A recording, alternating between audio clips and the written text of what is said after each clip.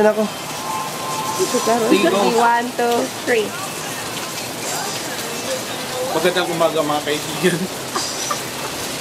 Andito po kami ngayon sa Dumaguete City as kasakuluyang stranded po.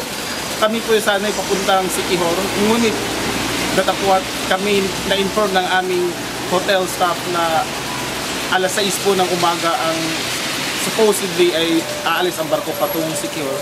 Ngunit datapwat sa kasawiang palad, alas 9 po pala. Kaya po kami pumunta doon sa Jollibee at nag-agahan. Kaya ngayon, papunta sana kami ng Boulevard at naabutan kami ng ulan. Ngayon, humutong ng ulan. Sana kami pupunta. Kawawang-kawawa po kami ngayon. Pero, hindi yun isang hindrance to succeed with our supposedly aspired adventure for today and for tomorrow. Hanggang sa muli po. Ito ang inyong kaibigan, si Kuya Barney.